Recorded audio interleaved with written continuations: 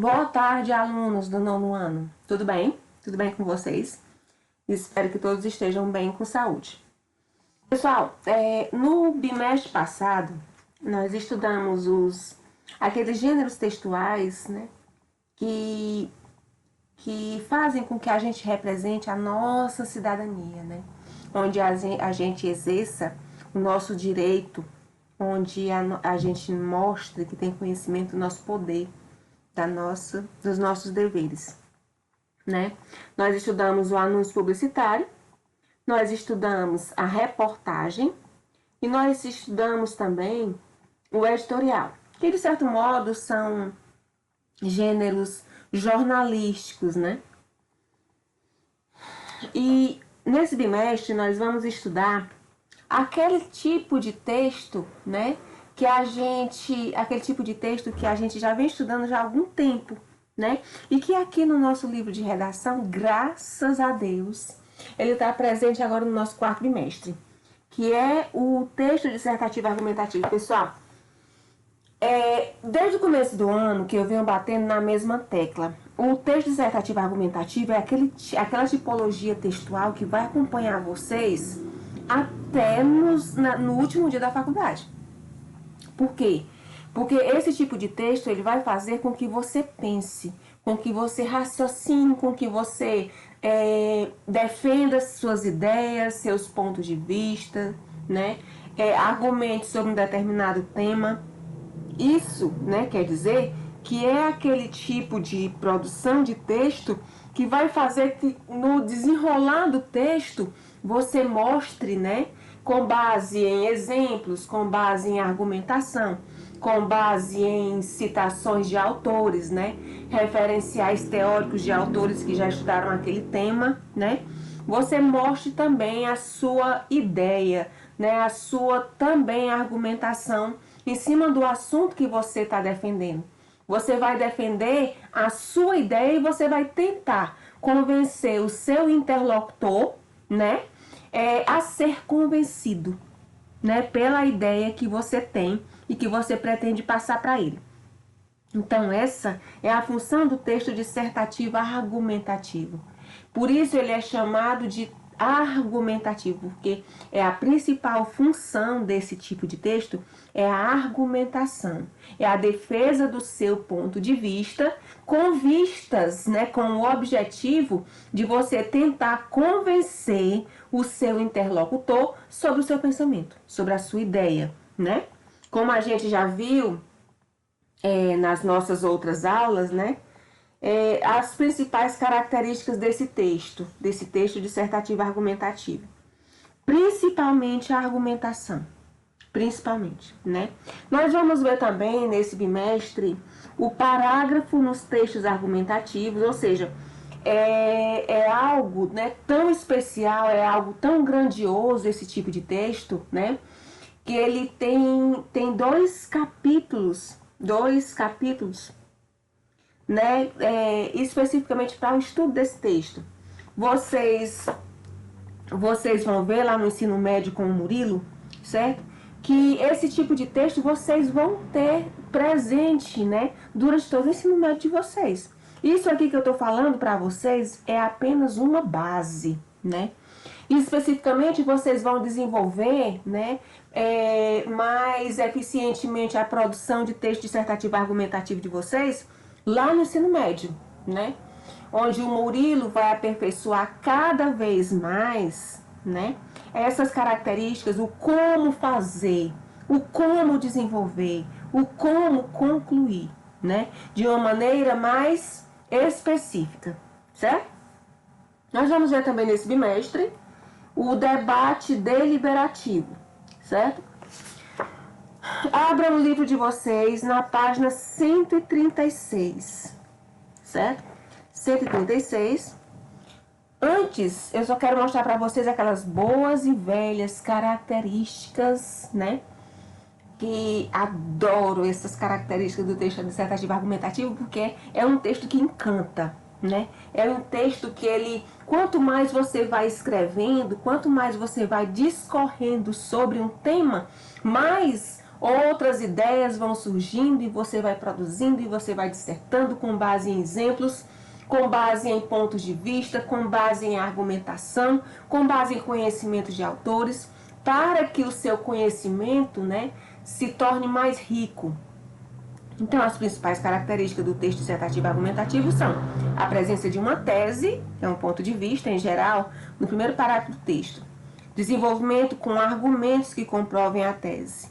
Conclusão em forma de síntese ou com propostas de solução para os problemas discutidos no texto. E o uso da norma padrão da língua portuguesa. Você, pessoal, você vai escrever o seu texto dissertativo argumentativo, né? Mas você vai utilizar uma linguagem formal, uma linguagem mais rebuscada, uma linguagem mais bonita, mais coerente, mais coesa, certo?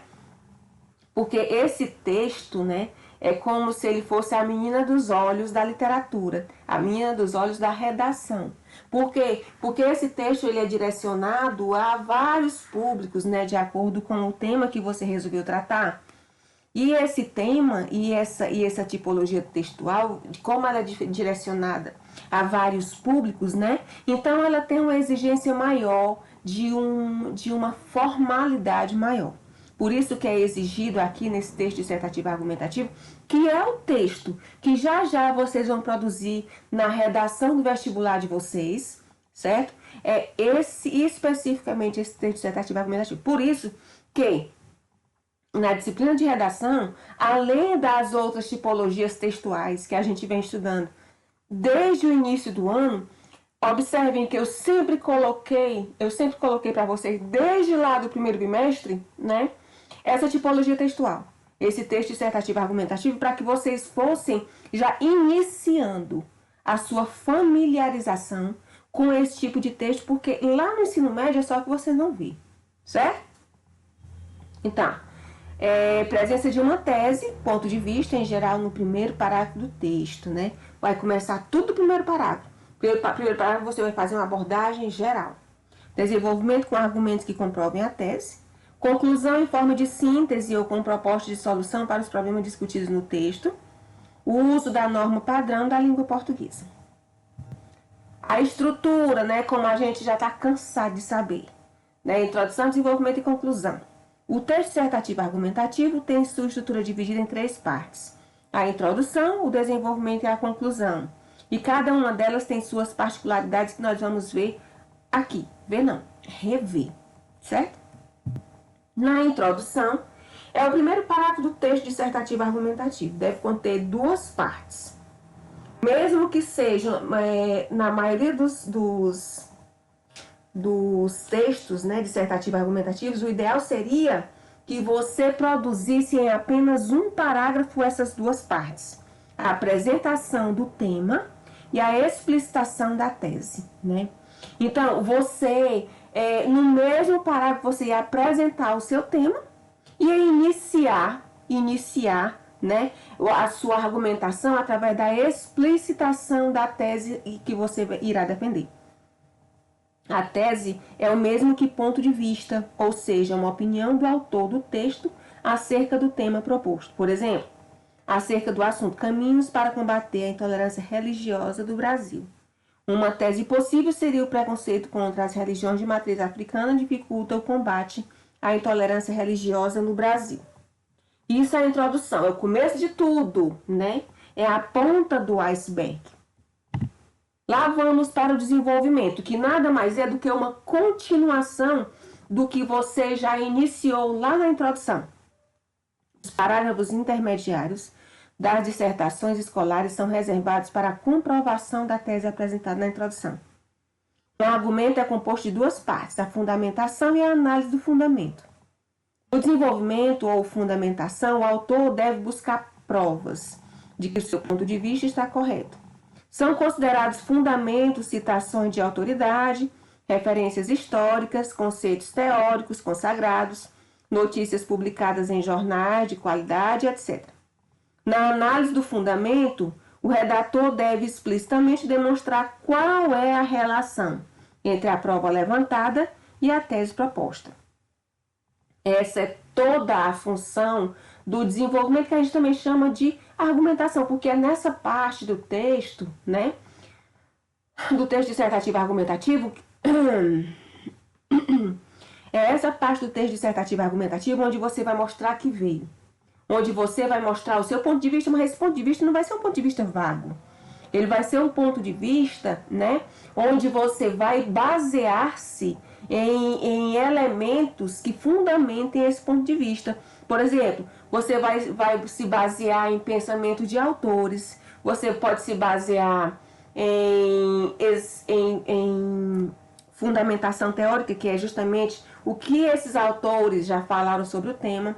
Pode se basear também em dados estatísticos, né? Dados estatísticos que sejam publicados em fontes seguras de informação, né? E aí, exemplificação, tudo que a gente já viu nas outras aulas, certo? Na análise do fundamento, o redator, que é a pessoa que está escrevendo o texto, deve explicitamente demonstrar qual é a relação entre a prova levantada e a tese proposta. Ou seja, o autor aqui, ele vai não simplesmente jogar esse fundamento, ele vai colocar esse fundamento, ou seja, essa opinião de um autor, né, exemplos, dados estatísticos, mas ele também vai colocar nessa informação a sua ideia, o seu ponto de vista, a sua argumentação. Ele não vai deixar essa informação solta. Por exemplo, eu vou fazer um parágrafo dizendo que, de acordo com Paulo Freire, a educação é a mola mestra do mundo, certo? Só um exemplo aqui falando sobre a educação. Mas eu vou também discordar ou concordar com essa informação do Paulo Freire. Por quê? Porque eu não posso simplesmente colocar uma informação teórica de que eu pesquisei na internet, por exemplo, sem dar a minha opinião e sem defender o meu ponto de vista sobre essa informação que eu estou colocando no texto. Eu não posso simplesmente jogar. Eu tenho que trabalhar aquela informação de maneira que o leitor veja qual é o meu ponto de vista sobre aquela informação, ok? Lá na conclusão, velha e boa conclusão. O último parágrafo do texto dissertativo argumentativo pode ser feito de duas maneiras, em forma de síntese ou com uma proposta de solução. No caso da síntese, o autor deve resumir os argumentos e repetir a sua tese, concluindo o raciocínio construído desde a introdução. No caso da conclusão com proposta de solução, é preciso que o redator apresente soluções práticas e detalhadas acerca dos problemas levantados no texto. Se, por exemplo, o problema discutido na argumentação foi o preconceito contra as religiões de matriz africana, a solução deve ser direcionada a essa questão. Uma proposta detalhada é importante ressaltar que deve determinar. Olha, quando eu vou fazer uma conclusão por proposta de solução, certo? Eu vou ter que, de alguma maneira, apresentar essas soluções respondendo, certo? A esses determinados elementos que eu vou colocar lá no meu texto. Agentes, quem é que vai executar essa solução? Ação, o que é que vai ser feito para solucionar o problema apresentado no desenvolvimento? Os meios, como a solução será produzida, como é que eu vou chegar até lá, né? O que é que eu vou utilizar?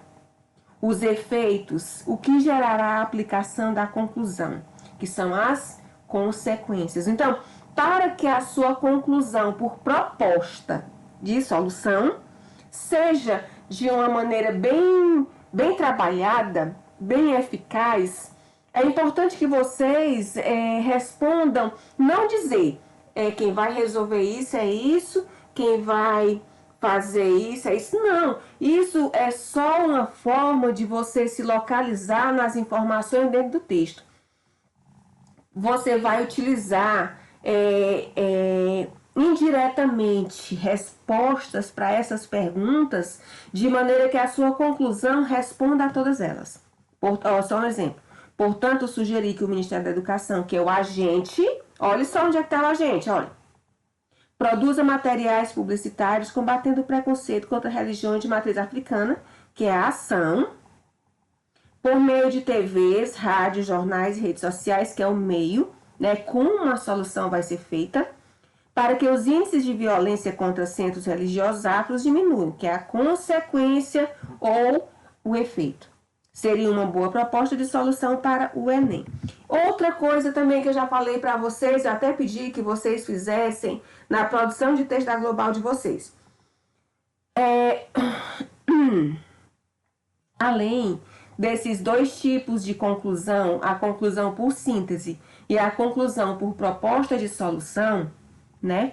Existe aquela conclusão que ela é formada por esses dois elementos, pela síntese e pela proposta de solução. Ou seja, você vai fazer uma abordagem bem geral sobre o tema que você está tratando, né? Retomando os elementos desde lá da introdução até o desenvolvimento, mas também após essa síntese, você vai fazer a proposta de solução, onde a gente acabou de ver que você deverá indiretamente responder a essas perguntas, ok? Essa hoje, né, é o tipo de síntese, é o tipo de conclusão, né, mais utilizado, né, pelas redações do Enem.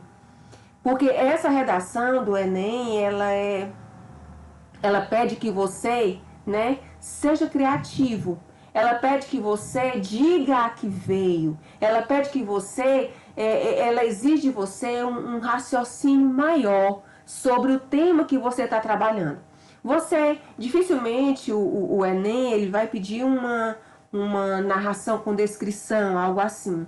Ele vai pedir especificamente, né, em praticamente mais de 90% dos casos, ele vai exigir um tipo de texto dissertativo argumentativo onde você vai produzir, né? Você vai produzir soluções, onde você vai produzir argumentação sobre um tema. Ele quer saber o que você pensa sobre o tema que ele está propondo.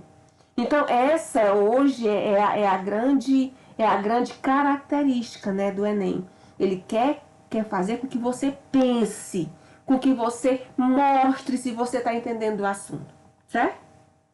Então, pessoal, lá na página 136 do livro de vocês, página 136 do livro de vocês, nós temos o texto dissertativo argumentativo. Vamos lá? Página 136.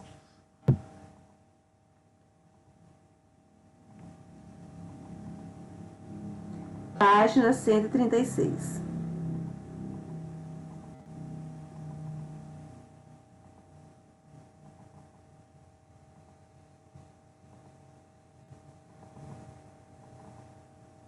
Página 136.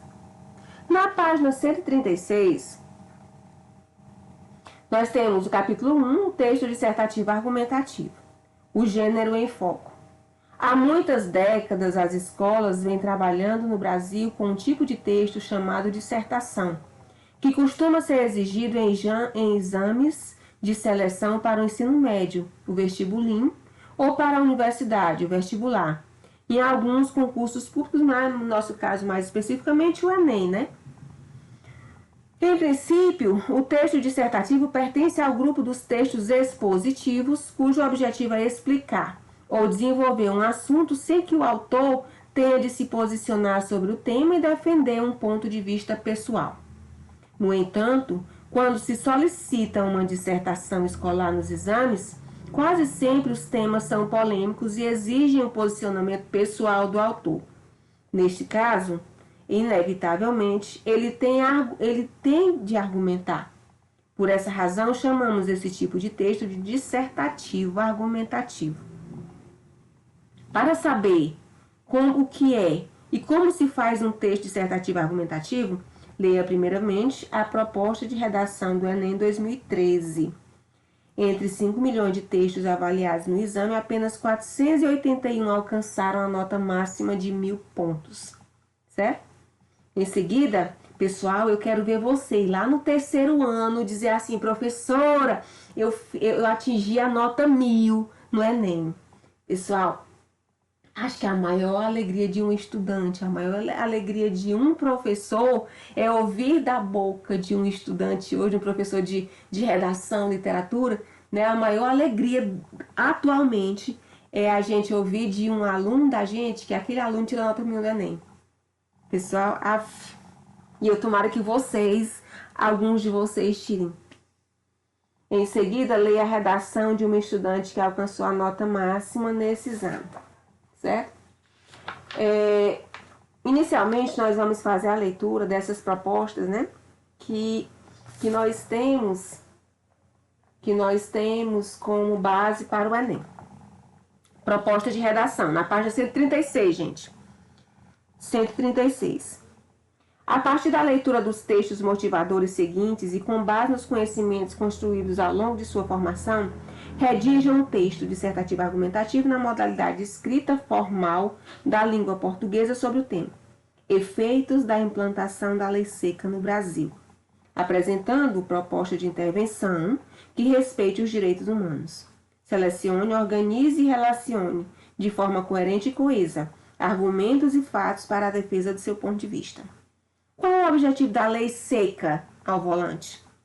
De acordo com a Associação Brasileira de Medicina do Tráfego, Abramet, a utilização de bebidas alcoólicas é responsável por 30% dos acidentes de trânsito.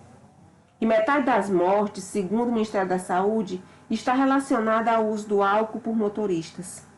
Diante desse cenário preocupante, a Lei 11.705/2008 surgiu com uma enorme missão: alertar a sociedade para os perigos do álcool associado à direção. Para estancar a tendência de crescimento de mortes no trânsito, era necessária uma ação enérgica e coube ao governo federal o primeiro passo, desde a proposta da nova legislação à aquisição de milhares de quilômetros. Mas, para que todos ganhem, é indispensável a participação de estados, municípios e sociedade em geral, porque para atingir o bem comum, o desafio deve ser de todos. Vamos ver o que trata esse banner aqui. Não deixe a bebida moldar o seu destino. Dirigir alcoolizado é crime e pode causar cadeia. Lei seca em números. A repulsão magnética a beber e dirigir. A lei da física, que comprova que dois polos opostos se atraem em um campo magnético, é um dos conceitos mais populares desse ramo do conhecimento. Tulipas de crope e bolachas de papelão não servem, em condições normais, como objetos de experimento para confirmar essa proposta. A ideia de uma agência de comunicação em Belo Horizonte foi bem simples. Ímãs foram inseridos em bolachas utilizadas para descansar os copos de forma imperceptível para o consumidor. Em cada lado, há uma opção para o cliente dirigir ou chamar um táxi depois de beber. Ao mesmo tempo, tulipas de chope também receberam pequenos pedaços de metal mascarados com uma pequena rodela de papel na base do copo. Durante um fim de semana, todas as bebidas servidas passaram a pregar uma peça no cliente. Ao tentar descansar seu copo com a opção dirigir virada para cima, os ímãs representavam a mesma polaridade e, portanto, causando repulsão, fazendo com que o descanso fugisse do copo. Se estivesse virada, mostrando o lado com que o desenho de um táxi, ela era rapidamente grudada na base do copo. A ideia surgiu da necessidade de passar a mensagem de uma forma leve e no exato momento do consumo. Então, as instruções para essa prática que foi utilizada lá em Belo Horizonte o rascunho da redação deve ser feito no espaço apropriado, o texto definitivo deve ser escrito à tinta, na forma própria em até 30 linhas, a redação que apresentar cópia dos textos da proposta de redação do caderno de questões terá o número de linhas copiadas desconsiderado para o efeito de correção. Receberá nota 0 em qualquer das situações expressas a seguir. A redação que tiver até 7 linhas escritas, sendo considerada insuficiente. Fugir ao tema ou que não atender ao tipo dissertativo argumentativo. Apresentar a proposta de intervenção que diz respeito aos direitos humanos e apresentar parte do texto deliberadamente desconectada com o tema proposto. Agora, pessoal, nós vamos conhecer essa tal redação que a gente já falou até agora, né? Nota 1000. É da Thaísa Gonçalves Leal. Ela diz assim: o volante, o lobo do homem. Egoísmo e irresponsabilidade, traços mais do que meramente vestigiais de irracionalidade. Essas são as únicas explicações cabíveis para tentar justificar o que leva uma pessoa que consome bebida alcoólica a dirigir e põe em risco a sua e tantas outras vidas. A lei seca, que recentemente foi implantada no Brasil, tem o intuito de coibir a associação de álcool e direção e de reduzir o número de mortes causadas por essa associação. Apesar de já mostrar alguns resultados, a lei demanda maior fiscalização, pois é preciso eliminar a habitual certeza da impunidade que há no país.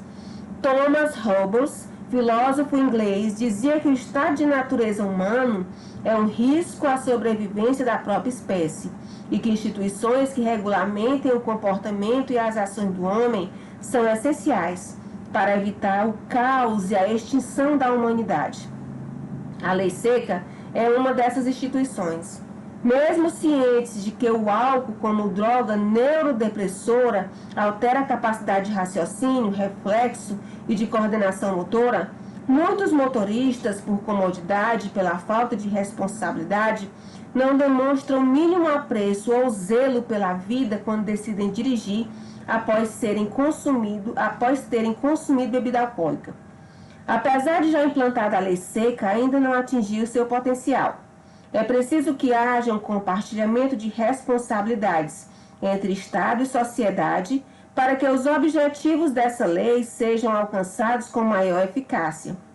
O Estado precisa destinar mais verbas à fiscalização, colocar mais policiais equipados com etilômetros nas vias para que os transgressores da lei sejam devidamente punidos.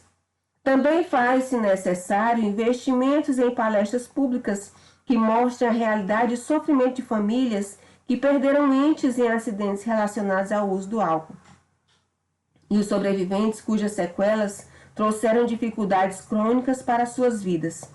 A educação no trânsito deveria ser inserida na grade curricular obrigatória das escolas para que crianças e adolescentes tenham contato e consciência das responsabilidades às quais é preciso ter como motorista, passageiro, ciclista ou pedestre. Como dizia Hobbes, o homem é o lobo do homem, portanto, a lei seca é um mecanismo essencial para que o homem não se torne ao mesmo tempo predador e presa de sua própria espécie, certo? Então essa é a redação que tirou nota 1000 no Enem, no ano de 2015, certo? Observe a estrutura dela. Primeiro parágrafo, né? Logo a introdução, onde ele vai iniciar a defesa da tese, né? Ela vai fazer uma abordagem geral da temática que está trabalhando, que é a lei seca. Depois, nos dois parágrafos seguintes, né? Ela vai argumentar, vai dizer o porquê da lei seca. E lá no final ela fechou, né? Ela fez uma síntese, o fechamento por síntese, certo? Então, na primeira questão, a dissertação escolar, como a maior parte dos gêneros argumentativos, tem uma estrutura organizada em 3 partes. A introdução, na qual é apresentada a ideia principal ou a tese. O desenvolvimento, que fundamenta com argumentos a ideia principal, né? E a conclusão. Troque ideias e identifique na redação da estudante em que parágrafo é apresentada a ideia principal ou tese e que parágrafos constituem o desenvolvimento e a conclusão. Tá na cara, né, gente? Tá facílimo isso daqui. Fazendo a primeira questão.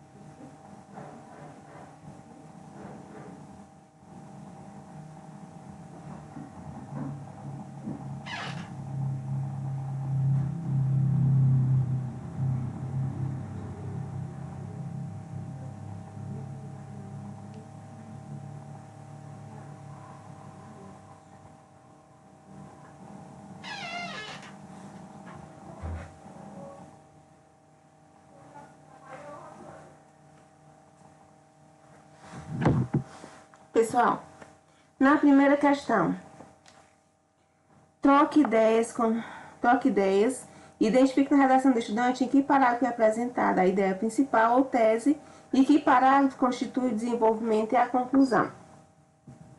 Então, a ideia principal, a gente pode ver, a ideia principal ou tese, ela é apresentada logo no primeiro parágrafo. O desenvolvimento está presente no segundo e no terceiro parágrafo. E a conclusão lá no último parágrafo.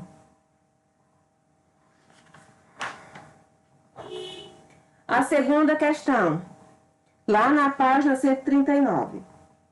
No primeiro parágrafo, logo no início, a autora se posiciona sobre a relação entre direção e álcool, para em seguida apresentar sua ideia principal ou tese.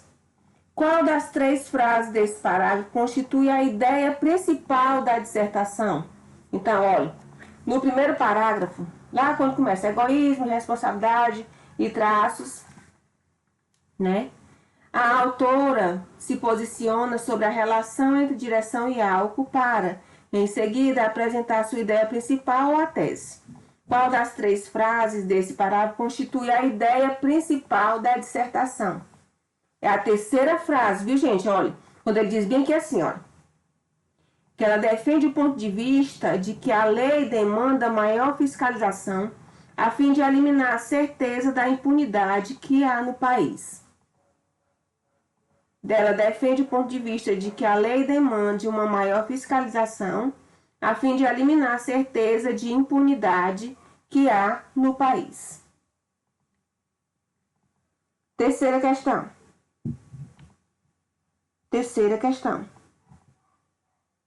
O desenvolvimento de um texto dissertativo cumpre o papel de desenvolver e fundamentar a tese com argumentos. Para isso, vários recursos podem ser empregados. A. Qual dos recursos abaixo foram utilizados pela autora no segundo parágrafo? Comparação, relação de causa e consequência, uma citação, uma pesquisa ou dados estatísticos ou exemplificação. Ora, lá no segundo parágrafo, quando a gente diz assim, Thomas Hobbes, filósofo inglês, dizia que o estado de natureza humana é um risco à sobrevivência, né? Sobre a violência. Então, quando eu cito o nome de um estudioso no tema, certo? Sobre o tema, eu estou fazendo um argumento de citação. Eu estou citando a opinião de um estudioso, de um teórico, sobre o tema que eu estou produzindo, para que depois, eu, baseada neste tema, eu possa concordar ou discordar dele, ok? B. Com que finalidade a autora utilizou esse recurso? Por que que ela usou, certo? Esse argumento de citação no seu desenvolvimento. Por que que ela fez isso?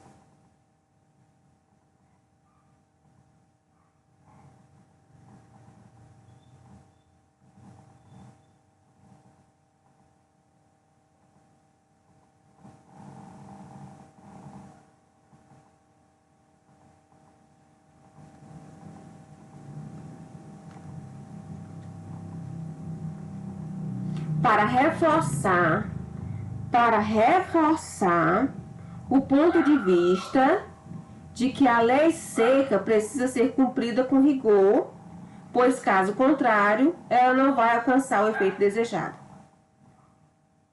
Com a finalidade de reforçar o ponto de vista de que a lei seca precisa ser cumprida com rigor, pois caso contrário, ela não vai alcançar o efeito desejado.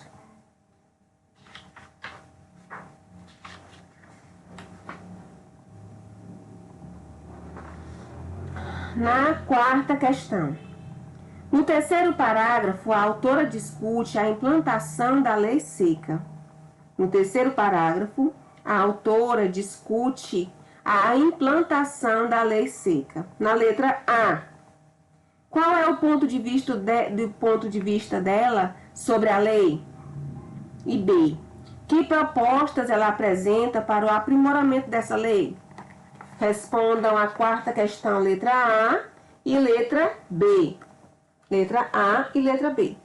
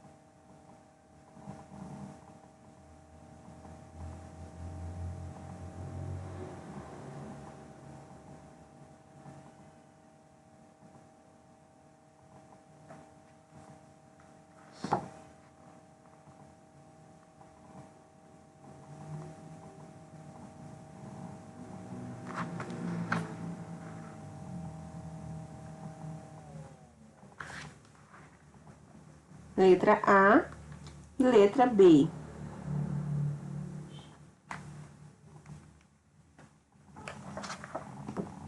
Letra A e letra B.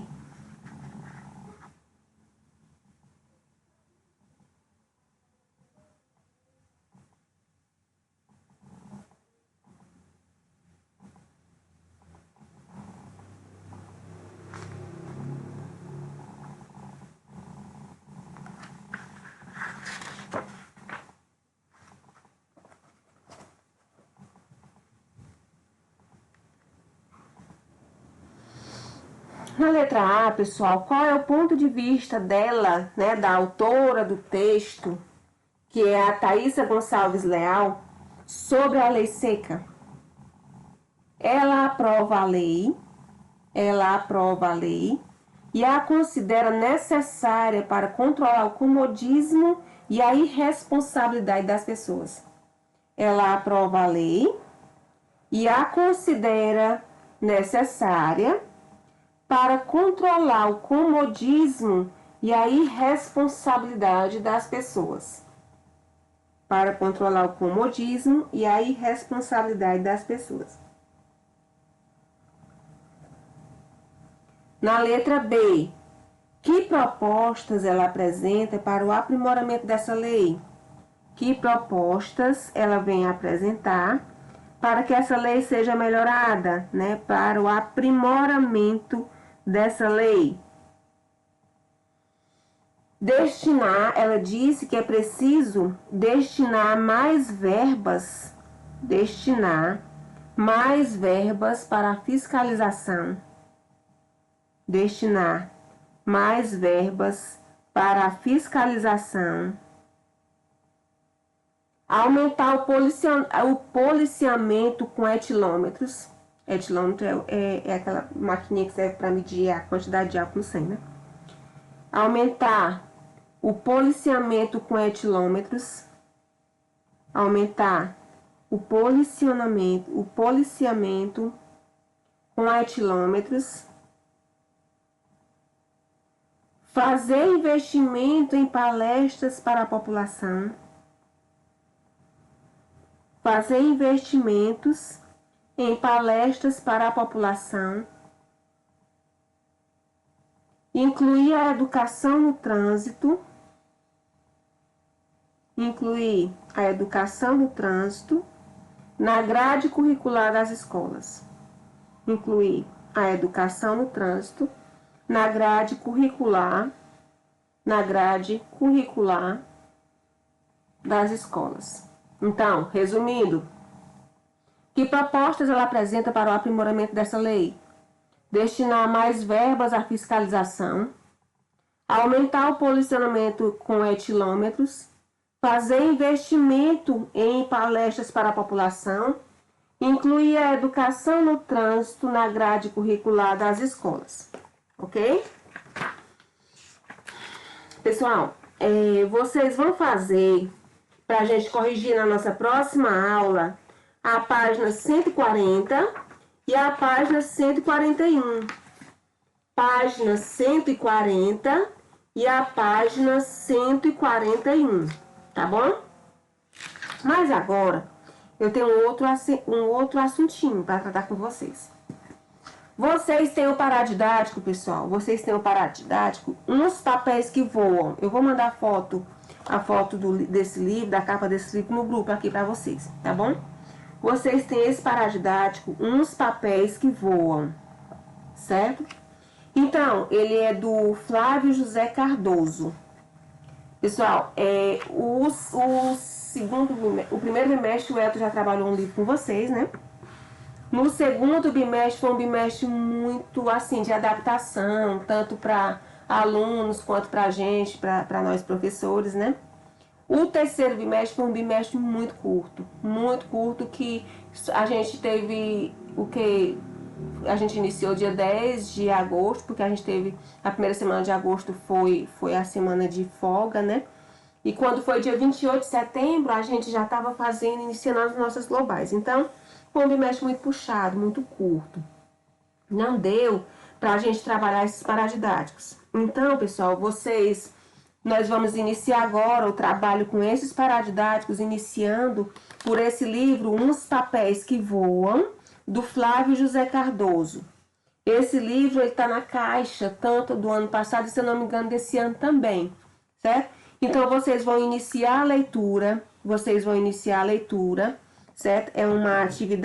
Vai ser uma atividade avaliativa, onde vocês vão ler. Esse livro é muito fácil a leitura dele, porque ele é composto de crônicas, né? São várias e várias crônicas, se eu não me engano, são 68 crônicas, né? Sobre assuntos do cotidiano, como é a grande característica das crônicas, né?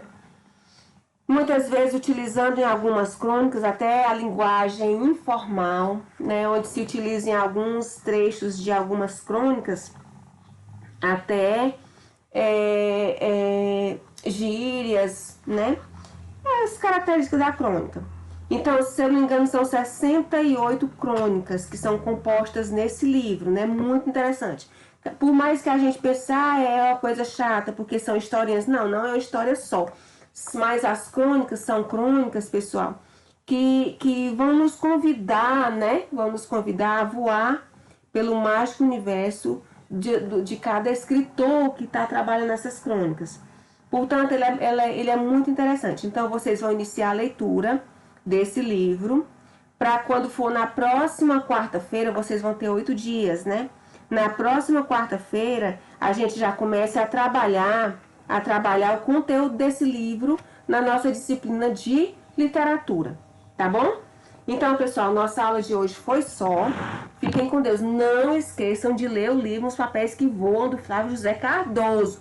E a tarefa de casa, páginas 140 e 141 do livro de literatura, tá bom? Fiquem com Deus. Até a próxima aula. Tchau, tchau.